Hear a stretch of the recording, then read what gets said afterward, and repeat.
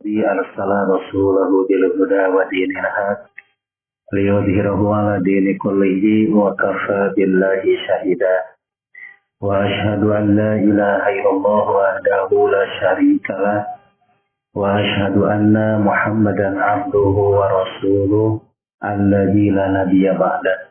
Anas radhiyallahu anhu annan nabiyya sallallahu alaihi wasallam istakhlafa bana ummi maktumin ya ummun nasa wa huwa a'ma rawahu Ahmadu wa Abu Dawud. Dari Anas bahwasanya Nabi sallallahu alaihi wasallam pernah jadikan Ibnu Ummi Maktum khalifah mengimami orang ramai, padahal ia seorang buta. Diriwayatkan dia oleh Ahmad dan Abu Dawud. Wa nahwuhu li Bani Hibana an Aisyah. Dan seperti itu juga bagi Ibnu Hibban dari Aisyah. Itulah hadis nomor 448. Diterima dari Anas bin Malik radhiyallahu anna Nabiyya sallallahu alaihi wasallam istakhlafa Ibnu Ummi Maktum ya ummun nas wa huwa Ahmad. Siapa Ibnu Ummi Maktum itu? Nama aslinya Abdullah bin Ummi Maktum. Kenapa Bu disandarkan pada nama ibunya? Karena tidak diketahui kaitan dengan bapaknya itu sebetulnya di mana begitu. Beda dengan nama-nama yang lain, tanya ada yang sebut dengan Abdullah itu biasanya disandarkan kepada nama bapaknya. Karena kalimatnya ibunya yang beriman, maka disandarkanlah kepada ibunya. Seperti Abdullah bin Umar. Umar itu kan bapaknya. Abdullah bin Abbas. Abbas itu bapaknya. Tapi kalau Abdullah bin Ummi Maktum, maka para ibu ini disandarkannya kepada nama ibunya, yaitu bernama Ummi Maktum.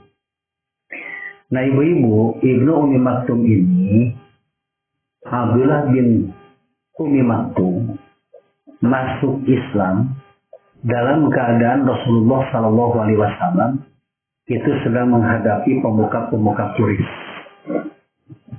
Jadi Ibnu Ummi Maktum datang mau masuk Islam, Rasul sedang menghadapi pemuka Quraisy. Kenapa Nabi menghadapi pemuka Quraisy itu? Nabi punya harapan, mudah-mudahan kalaulah pemuka Quraisy itu bisa pada masuk Islam, maka ke bawahnya pun masuk Islam. Nah, ini pun pernah dilakukan oleh Rasulullah Shallallahu Alaihi Wasallam, karena Nabi punya anggapan kalau pemuka Quraisy itu bisa masuk Islam, maka ke bawahnya pun bisa mengikuti. Datang Ibnu Ummi Maktum, ya Rasulullah, ada Ibnu Ummi Maktum akan masuk Islam. Kata Nabi, nanti dulu, gitu bahasanya. Saya sedang menghadapi pemuka Quraisy, nanti itu mengkira. Kenapa Ibnu Ummi Maktum itu, kalaulah dia masuk Islam, siapa yang akan mengikutinya? Tapi kalau pemuka Quraisy masuk Islam, pasti ada. Nah, itu pikiran Nabi. Maka Bu, setelah mengatakan kalimat seperti itu, turunlah surat Abasa. Yang adanya surat Abasa ini, itu kisah berkaitan dengan Ibnu Ummi Maktum. Kata Allah, yang sudah jelas mau masuk Islam, malah kamu berpaling. Tapi kalau yang belum jelas masuk Islam, justru kamu malah menghadapi. Makanya Bu, setelah itu Rasulullah menyadari akan kekeliruannya dan minta maaf kepada Ibnu Ummi Maktum. Sampai Rasul itu menghormati Ibnu Ummi Maktum, maka karena Ibnu Ummi Maktum turunlah surat Al-Quran, surat Abasa. Makanya oleh Nabi, Ibnu Ummi Maktum dimuliakan. Di antaranya Ibnu Ummi Maktum itu dimuliakan menjadi seorang muadzin Rasulullah Shallallahu Alaihi Wasallam. Dan dalam hadis ini, di samping beliau itu menjadi muadzin, diangkat juga menjadi seorang pemimpin. Dan ketika jadi pemimpin pun, itu punya hak menjadi imam sholat. Hebatnya kepemimpinan zaman Nabi Bu. Ya pemimpin dalam negara, pemimpin juga dalam sholat. Nah kalau imam itu pemimpin negara sudah menjadi imam sholat, maka dia akan terbimbing Bu keimanannya. Jujur dalam kepemimpinannya. Ibnu Umi Maktum saking dimuliakannya oleh Nabi, yang diangkat menjadi muadzin. Maka muadzin Rasulullah itu ada dua kan. Satu Bilal, yang kedua Ibnu Umi Maktum. Pada bab azan kita telah membahas Ibnu Umi Maktum itu azannya pada waktu subuh, ya. Kalau Bilal pada adzan awal. Makanya Bilal itu ketika adzan memakai kalimat as-salatu khairum minan naum. Salat itu lebih baik daripada tidur. Nah itu jadi kalau Bilal mah Bu, untuk adzan Bilal itu bisa tahajud, bisa sahur, silahkan. Tapi ketika datangnya muadzin Imam Ibnu Umi Maktum, maka tidak tahajud sudah selesai, tidak ada lagi karena sudah masuk waktu subuh. Dan yang keduanya, para ibu sahur pun sudah tidak ada waktu lagi kalau bagi yang saum sunat. Nah ini Bu terangkat Bu harkat derajatnya, meningkat lagi, ya jadi pemimpin, ya jadi imam sholat. Maka ya umun nasa wahwa akma, beliau itu mengimami manusia sedangkan beliau itu dalam keadaan buta. Ya yang tadi apa kalimatnya? Yaitu wa nahuhu libni Hibban an Aisyah radhiyallahu anha. Itu ada bentuk kalimat istakhlafan Nabi sallallahu ibnu Ummi Maktum alal Madinati marrataini ya umun nasa. Jadi Imam Ibnu Ummi Maktum itu beliau para ibu mengimami manusia marrataini, dua kali.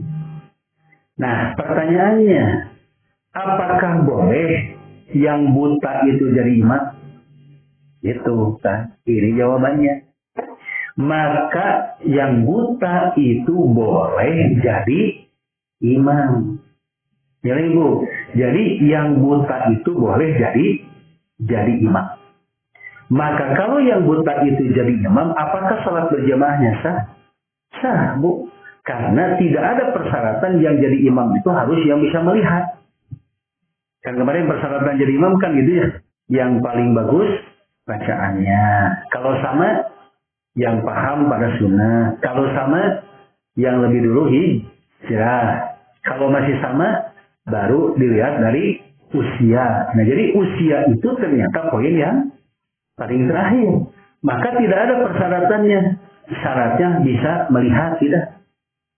Maka yang buta pun itu bisa menjadi imam. Jadi kalau diimami oleh orang yang buta, maka sholatnya itu tetap dalam keadaan sah. Dengan catatan orang yang buta itu tahu arah kiblatnya kemana. Jadi tahu. Nah pasti Bu Ibnu Umi Maktum beliau azan itu diberitahu juga sama yang lain. Ibnu Umi Maktum sudah waktunya azan. Dan Ibnu Umi Maktum kan tidak tahu Bu kapan tenggelamnya matahari, kapan matahari berada di tengah-tengah, kapan sebut dengan apa matahari layung merahnya itu kelihatannya, kan nggak bisa. Tapi Ibnu Umi Maktum diberitahunya oleh sahabat-sahabat yang lainnya, termasuk jadi imam. Maka diarahkan di sahabat arah kiblatnya kemana. Tapi dari ibunya kadang-kadang yang buta Bu lebih tahu gitu ya. Jadi walaupun yang buta maka boleh jadi imam. Dengan catatan bacaannya bagus. Yaitu hafalan Qur'annya lebih banyak. Maka yang buta di dunia, dia itu akan dibuat melihat oleh Allah nanti pada hari kiamat. Ibnu Umar radhiyallahu anhu qala Rasulullah sallallahu alaihi wasallam sallu ala man qala la ilaha illallah wa sallu khalfa man qala la ilaha illallah rawahu Daruqutni di isnadin dhaif. Dari Ibnu Umar radhiyallahu anhu ia berkata, telah bersabda Rasulullah sallallahu alaihi wasallam, sholatkanlah orang yang mengucap la ilaha illallah dan sholatlah di belakang orang yang mengucap la ilaha illallah. Diriwayatkan dia oleh Daruqutni dengan isnad yang lemah. Keterangan, sesungguh pun hadis itu lemah, tetapi orang yang mengucap la ilaha illallah secara kita adalah orang muslim yang mati wajib disolatkan. Tidak sedikit sahabat-sahabat sholat di belakang khalifah-khalifah yang zalim.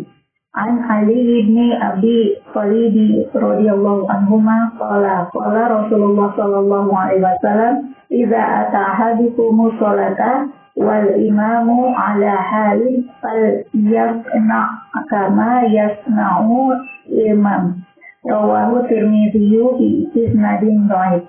Dari Ali bin Abi Thalib radhiyallahu anhu, ia berkata, telah bersabda Rasulullah sallallahu alaihi wasallam, apabila seseorang daripada kamu datang kepada sholat dan sedang imam di dalam satu keadaan, maka hendaklah ia berbuat sebagaimana imam berbuat. Diriwayatkan dia oleh Tirmidzi dan isnad yang lemah. Keterangan, sungguh pun riwayatnya lemah, tetapi makna hadis ini betul, karena memang kita mesti turut imam di mana saja kita bertemu, waktu ia berdiri, waktu sujud, waktu ruku dan lainnya. Terus, yang pertama Bu, ada kalimat Sallu ala man qala la ilaha illallah. Ini berkaitan dengan berjenazah yang nanti kita akan bahas. Maka hadis ini walaupun dhaif itu tidak bertentangan dengan hadis yang sahih. Makanya pernah saya sampaikan ke ibu-ibu, Imam Ibnu Hajar Al-Asqalani ketika dalam kitab Bulughul Maram mencantumkan hadis yang dhaif, berarti ibu itu ada hadis yang sahihnya. Berarti ada hadis yang sahihnya. Nah, kalau nanti sebuah hadis yang dia dikatakan dhaif matanya, tapi ternyata ada hadis yang sahihnya, maka berarti hadis ini terangkat dengan hadis yang sahih itu. Nah, kan di antaranya ada kalimat hakul muslimi alal muslimi situn, hak muslim terhadap muslim yang lainnya ada. Nah, di antaranya wa idza mata fatba'u, apabila seorang muslim meninggal dunia maka antarkanlah jenazahnya. Kalimat fatba'u arti mengantarkan jenazah itu para ibu bukan sekedar mengantarkan saja, tapi rukun-rukun jenazah itu harus dilaksanakan. Dari mulai memandikan, mengkafani, menyolatkan, dan terakhir baru menguburkan. Jadi dalam konteks hadis tersebut itu disebutkannya kalimat terakhirnya. Maka antarkanlah jenazahnya. Berarti walaupun dia itu para ibu orang Islam yang tidak suka sholat, sekali lagi orang Islam yang tidak suka sholat, maka apabila dia itu meninggal dunia, maka wajib kita untuk mengurusnya, melaksanakan rukun-rukun jenazahnya. Pertama, kaitan dengan memandikan. Maka memandikan itu rukun pertama berkaitan dengan jenazah. Kedua, Bu, adabiah ibu itu memandikan jenazah, jangan berlaku kasar pada jenazah. Jadi kalau di sana Bu, jenazah itu dilentangkan, kemudian atasnya itu ditutupi dengan kain. Jadi jangan sampai pudar begitu. Jadi auratnya tetap harus dijaga. Auratnya harus dipelihara. Jadi saat nanti memandikan itu, maka ibu memandikannya di bawah kain. Jadi dari atas disiram, kemudian digosoknya itu di bawah kain. Kedua, tidak ada syariat memandikan jenazah itu harus mengeluarkan setiap kotoran yang ada di dalam tubuh. Jadi ibu tidak boleh sampai dipijit perutnya ya. Konon katanya ada yang memandikan jenazah perempuan itu sampai dipijit perutnya supaya kotoran dari depan dan belakangnya keluar. Mohon maaf Bu, malah ada yang dikodoki katanya supaya bersih dalam. Padahal tidak ada syariat begitu. Najis yang dibersihkan itu adalah najis yang ada di luar tersebut. Itu najis yang ada di luar saja. Adapun kalau yang di dalam itu tidak usah dikeluarkan, biarin aja. Kenapa? Karena Allah memerintahkan memandikan, di mana juga memandikan, membersihkan bagian luar. Jadi usahakan Bu seperti itu. Kan mandikan jenazah Bu, mandikan dahulu anggota sebelah kanan. disebut kanan kiri itu Bu kalau ada yang dua. Yang dua itu adalah tangan dan kaki. Kemudian Bu mencuci anggota wudhu jenazah. Bukan ngawuduan jenazah, tapi mencuci anggota wudhu jenazah. Yang mana anggota wudhunya cukup yang wajib. Yang wajib itu apa aja Bu? Kepala, wajah, tangan, dan kaki itu. Apakah harus berurutan? Nggak usah. Dan mencuci kalimatnya bukan ngawuduan mayit, bukan. Itu Imam menidar wajah dulu, kemudian tangan, lalu kepala. Setelah itu baru kaki. Itu mengawuduan mayit. Mencuci anggota wudhu dari atas, yaitu wajah dan kepala lebih dulu, kemudian tangan sampai sikut, lalu kaki. Setelah itu cucilah seluruhnya. Gitu gampangnya. Pandang tiga-tiga satu waktu. Nah, itulah Bu yang disebut dengan memandikan jenazah. Itu bagi siapa yang mengatakan la ilaha illallah, berarti jenazah orang Islam. Jadi jenazah orang Islam. Kalau orang non Muslim, ya udah urusan mereka itu. Ya tuh. Jadi tidak ada yang disebut dengan rukun jenazah, memandikan, mengkafani dan menyolatkan. Itu berlakunya hanya bagi jenazah orang Muslim. Ya Bu ya. Setelah itu yang kedua apa? Mengkafani. Berapa kain kafannya Bu? Tadi Bu, cuman 3 lapis. Perempuan 5 lapis.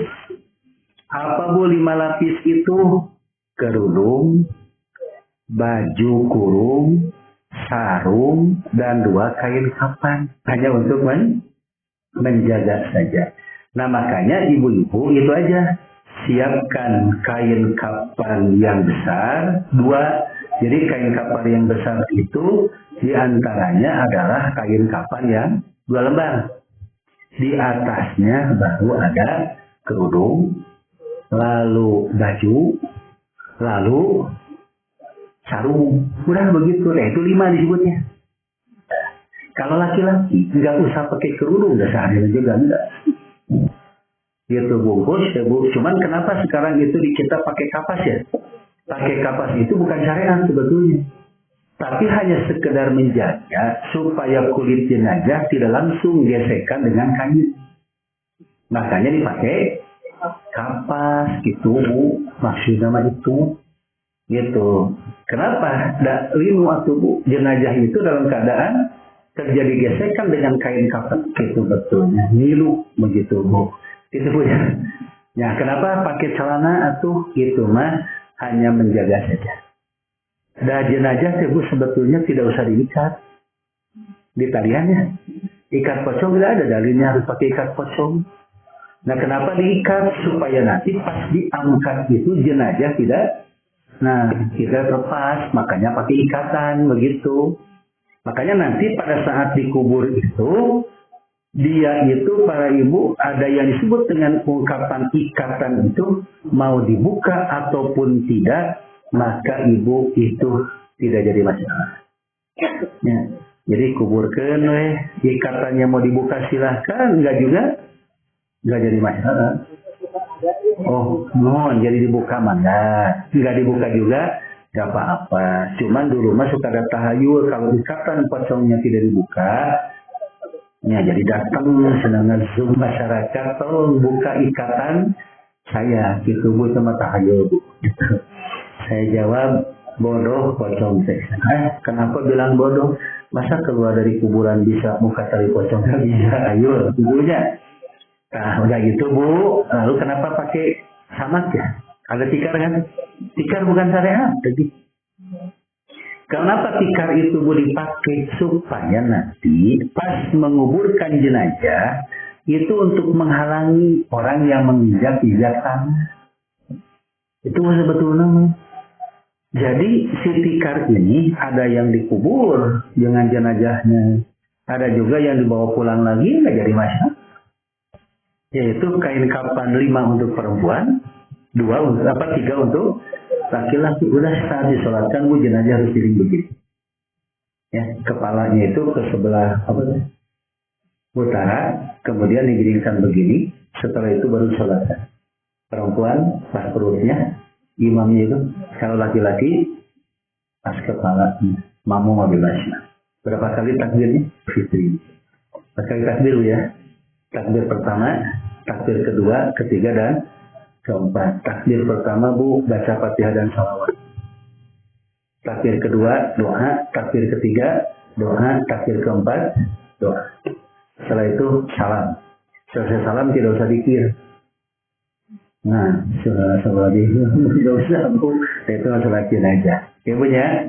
Nah itulah bu, setelah itu baru dikuburkan. Bagi siapa yang mengatakan la ilaha illallah, bahwa tidak ada lagi Tuhan selain Allah. Yang kedua, wasallu khalfa man qala la ilaha illallah, dan sholatlah di belakang orang yang mengatakan tidak ada lagi Tuhan selain Allah. Artinya, ibu tidak boleh sholat di belakang imam yang bukan orang Islam. Ya, jadi tidak boleh dia itu sholat di belakang imam yang bukan orang Islam. Pasti ibu udah jadi imam pasti orang Islam. Gitu. Nah makanya ibu-ibu, masyru'iyatus sholatil janazati ala muslimin. Nah di sini disimpulkan, disyariatkan sholat jenazah bagi orang Islam. Berapa bu pahalanya? 1 qiraat sebesar gunung Uhud. Kalau menyolatkan jenazah. Kalau mengantarkan jenazah dapat lagi 1 qiraat. Gitu bu. Berarti kalau menyolatkan dan mengantarkan jenazah dapatnya 2 qiraat. Nah, bagi ibu-ibu dapat 1 qiraat lagi apabila tidak mengantarkan jenazah. Gitu ya. Jadi perempuan itu dapat 1 qiraat itu kalau tidak mengantarkan jenazah. Sebaliknya, kalau nanti perempuan mengantarkan jenazah, maka para ibu tidak dapat apa-apa. Dosa enggak sebetulnya? Dosa enggak. Cuman tidak dapat 1 qiraat. Yang jadi dosa itu kalau dia itu meratap di makam. Itu jadi dosa. Apa meratap itu menjerit-jerit gitu kan. Berteriak-teriak seolah-olah tidak menerima akan keputusan Allah Subhanahu wa Ta'ala. Makanya ibu-ibu mau suami, mau ayah, ibu ya, anak, ya udahlah perempuan meninggalnya di rumah saja. Kalau ingin mendapat 1 qiraat merasa. Ya bu, dan tambahan lagi ibu-ibu, acara-acara yang berkaitan dengan kematian, khusus yang dikhususkan, itu pun bagian dari meratap. Umar bin Khattab ada yang meninggal dunia, beliau tidak bisa takziah, mengutus utusan untuk bertakziah. Datang ke sana, pulanglah utusan itu, lalu kata Umar, bagaimana keluarga jenazah itu mereka pada meratap tidak wahai Amirul Mukminin. Ya bagus. Tapi Umar bertanya lagi, apakah mereka mengadakan acara khusus yang berkaitan dengan kematian keluarganya? Nah kalau itu ada, kata Umar, itulah bagian dari meratap. Jadi itu bagian dari meratap. Jadi bu, yang disebut dengan rukun jenazah itu aja, memandikan, mengkafani, menyolatkan, dan sudah selesai bu, tidak ada lagi acara yang lain. Dan yang jadi imam jenazah jadi ketika sholat jenazah itu harus orang Islam. Yang dalam sholat berjamaah pun itu pun harus orang Islam. Jadi para ibu, man shohat sholatuhu shohat imamatuhu, sah sholatnya maka sah juga jadi imamnya. Lagi sah sholatnya maka sah juga jadi imamnya. Tapi kalau imamnya dia batal, memaksakan diri jadi imam, maka sholatnya tidak sah, otomatis makmumnya pun jadi tidak sah. Bagaimana kalau makmumnya tidak tahu, ditanggung ke imam. Terakhir, imam itu harus diikuti. Fal yasna kama yasnaul imam, kan hadisnya doi. Di sini bu, di dalam hadisnya itu dalam keadaan udah lemah gitu. Maka walaupun hadis ini dalam keadaan lemah, tapi para ibu hadis ini dikuatkan dengan hadis yang sebelumnya. Innama ju'ilal imamu liyutamma bihi. Hadis imam itu untuk diikuti. Jadi ibu mengikuti apa yang dilakukan oleh imam. Jadi ibu kalau melihat dari ungkapan hadis ini bahwa makmum itu wajib mengikuti keadaan imam. Contoh, kalau ibu masbuk, kemudian ibu kebagiannya baru 1 rakaat. Ketinggalannya 1 rakaat. Gitu. Ketika imam itu posisi duduknya tahiyat akhir, maka ibu duduknya tahiyat akhir. Kenapa tahiyat akhir? Karena mengikuti imam. Nah gitu. Falyasna kama yasnaul imam itu. Lalu ibu masbuk, imam sedang ruku. Ibu datang, imam itu sedang ruku. Maka ibu diawali dengan takbiratul ihram. Allahu Akbar, langsung ruku. Tidak usah tangan kembali ke sini. Dia tidak begini. Allahu Akbar. Tadi setelah itu baru ruku. Tidak begitu. Kenapa? Karena menyimpan tangan di dada itu bukan bagian dari takbiratul ihram. Maka ibu ketika Allahu Akbar langsung ruku. Sudah dapat 1 rakaatnya? Belum. Kenapa? Kan sudah kebagian sena rukunya. Maka walaupun ibu sudah kebagian rukunya, tetap belum dicatat 1 rakaat. Kenapa Bu tidak sebut 1 rakaat? Karena syarat 1 rakaat itu 1 Fatihah, 2 ruku, 3 bangkit dari ruku, 4 sujud, 5 duduk antara 2 sujud, 6 sujud lagi. Karena ada Fatihahnya, begitu.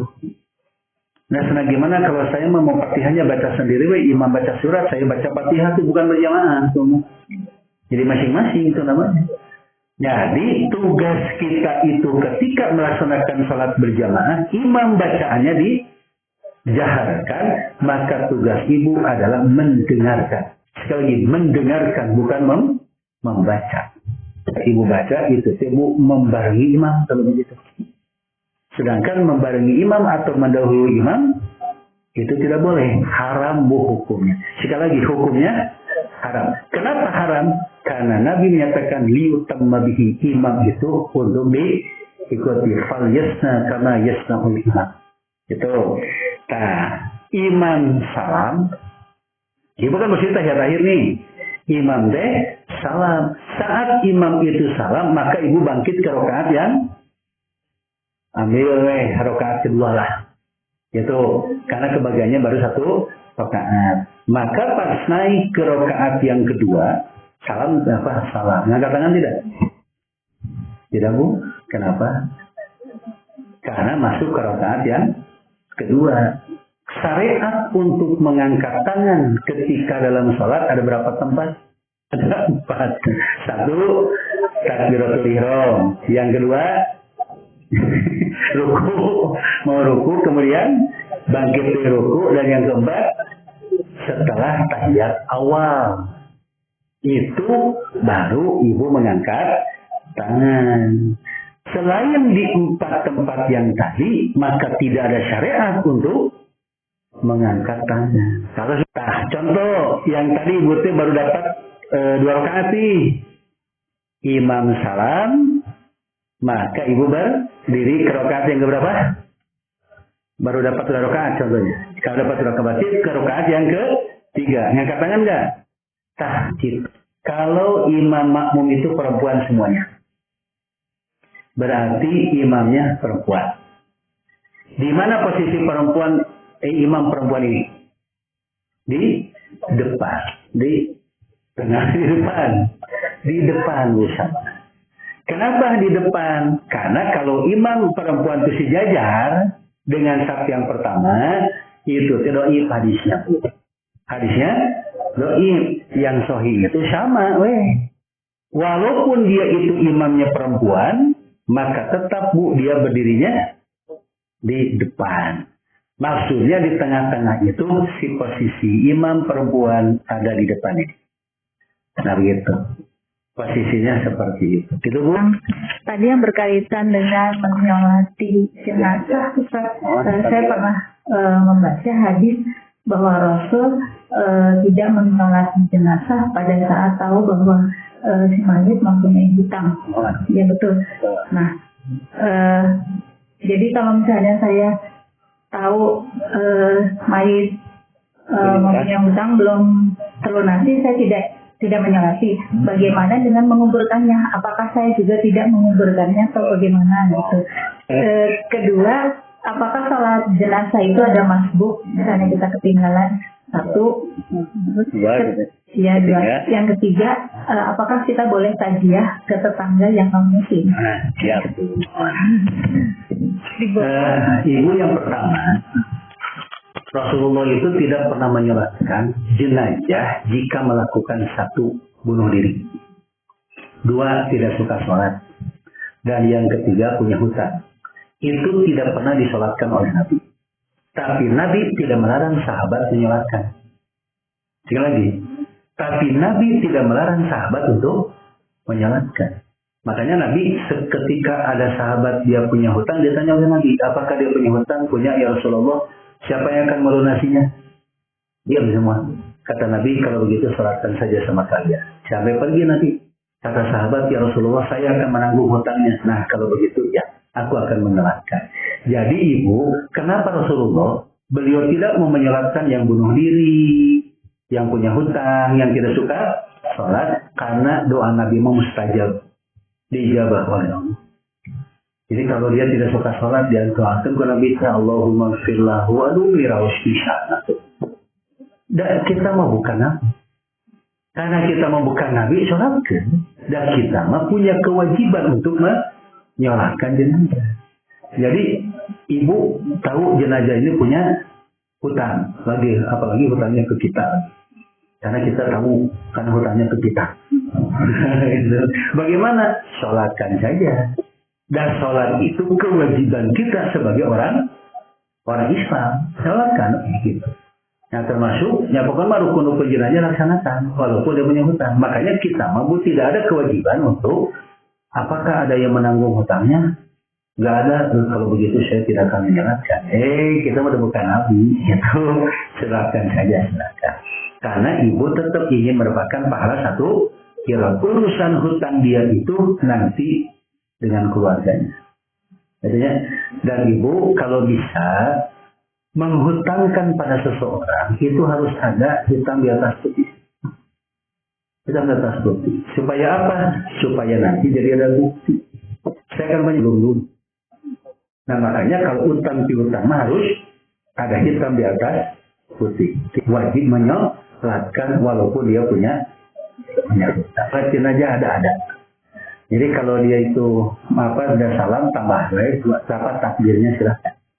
Pokoknya takbirnya 4 kali aja gitu. Kalau dia salam kita mah tambah baik takbirnya gitu, nggak apa-apa.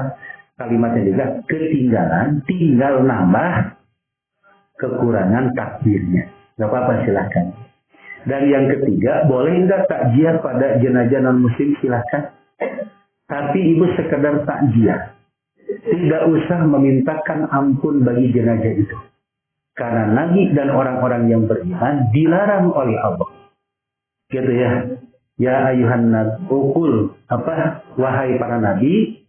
Ya ayuhan nabiyyu, wahai para nabi. Walladzina amanu ayastaghfiru lil musyrikin. Maka tidak boleh memintakan ampun bagi orang yang musyrik. Walau ulul qurba, walaupun mereka itu kerabat kamu sendiri. Jadi artinya ibu takziah silakan, tapi tidak usah memintakan ampunan bagi jenazah tersebut. Jadi tidak begini, mudah-mudahan ibu ya diampuni dosa-dosanya. Jangan boleh. Tapi kalau ibu menghibur keluarganya silakan. Ibu yang sabar saja. Ya, gitu. Ibu yang baik-baik saja. Gitu. Nah, gitulah kumaha bahaya nama. Tapi tidak usah doakan, memintakan ampunan bagi jenazah yang musyrik. Begitu ibu. Silakan. Ada lagi bu? Mana ibu? Kan kalau sholat jenazah itu yang rakaat takbir kedua, ketiga, empatnya doa. Kan imamnya nggak pernah menjaharkan. Iya, mohon. Nah itu doanya yang Allahumma firlahu atau boleh yang ketiganya beda? Oh, nggak apa-apa, Bu. Jadi kan yang keduanya Allahumma firlahu, yang kedua Allahumma firlahu, ketiga Allahumma firhajina, terus Allahumma anta rabbuha. Nah, gitu kan. Nah, kemudian di yang ketiga masuk kedua masuk ke ketiga, nggak apa-apa silakan. Yang penting mah doanya redaksinya sama seperti yang diajarkan oleh Rasulullah. Mohon, jadi tidak bisa kita merubah doa itu. Karena jenazahnya perempuan jadi Allahumma firlaha. Harusnya Allahumma firlahu, karena perempuan jadi Allahumma firlaha. Warhamha, wa'afaha, wa'fu'anha. Kenapa ha? Karena jenazahnya nggak usah Bu, karena memang Nabi sudah seperti itu mengajarkannya. Kayak assalamualaikum nggak bisa diganti dengan assalamualaikum. Ibu itu karena perempuan assalamualaikum ya Allah ya mufti yang jadi alaikum Bu. Karena Nabi mengajarkannya assalamualaikum, berarti assalamualaikum seperti itu, tidak usah dirubah karena itu merupakan ketentuan syariat yang ditetapkan oleh Allah dan Rasul. Begitu Bu. Ada apa Bu salat jenazah? Pada hafal nggak salat jenazah? Oh begitu imamnya, dari imamnya sudah ditarikkan gitu. Padahal kalau kita melihat syariat Bu, imam teh bacanya disirkan, harusnya disirkan gitu. Karena imam kayaknya imam husnudon imam. Ini yang sholat diarapalin, gitu. Akhirnya ditarikkan. Ada tetangga yang non muslim. Kebetulan dia itu apa namanya itu kalau di gereja itu pelayan gereja gitu ya, apa yang suka melayani di gereja gitu. Oh iya. Nah itu tuh kalau misalnya ada acara tuh selalu dia memimpin doa, gitu kan. Kita sebagai muslim hanya mendengarkan saja karena tidak perlu mengaminkan. Dia non muslim Bu. Dia non muslim. Oh iya. Jadi selalu dia tuh kalau misalnya ada pertemuan tuh selalu saya doa gitu, walaupun kita sudah apa ya, karena juga sudah berusia, jadi kalau ditegur juga isi punung nggak itu gitu. Jadi akhirnya bingung juga ya kalau misalnya yang lain juga, ya kita hanya mendengarkan saja. Iya, ibu mah biarin we, nggak mendengar juga nggak apa-apa. Jadi itu menghargai dia yang bisa kali doa dengan acara dia gitu kan. Nah makanya ibu-ibu ketika ada cara seperti itu, dia ingin berdoa, maka biarin dia berdoa berdasarkan keyakinannya. Nah, kalaupun umat Islam, silakan berdoa dengan keyakinan umat Islam. Karena ini sesepuh, gitunya. Kalau dicarek di kumaha, gitunya. Ya maka ibu mah udah aja berdoa sendiri dalam hati kita. Satu lagi Pak Ustaz, kan bila ada yang meninggal itu kan ada istilahnya tahlilan gitu, 3 hari, 7 hari, 40 hari, setahun gitu. Nah, apakah kalau kita mengadakan tapi karena niatnya itu supaya lebih banyak yang mendoakan jenazah dan juga tidak mengada-ada, artinya sesuai dengan kemampuan kita, misalkan tidak berhutang, tidak sama ya yang memang kita punya, apakah itu diperbolehkan? Oh gitu. Sesuatu yang ditetapkan oleh kita berkaitan dengan satu kejadian, lalu itu dianggap menjadi ibadah, maka itu bisa jadi bentuk penyimpangan. Bentuknya apapun juga, gitu. Karena menetapkan acaranya harus sekian hari, kan gitu. Yang disebut dengan bentuk doa sebetulnya dikhususkan oleh Nabi itu di tempat-tempat tertentu. Satu, dalam sholat jenazah itu silakan doakan jenazah. 2, ketika nanti di kuburan Bu, saat selesai memakamkan jenazah itu ada syariat dari Nabi, silakan doakan. Nah itu.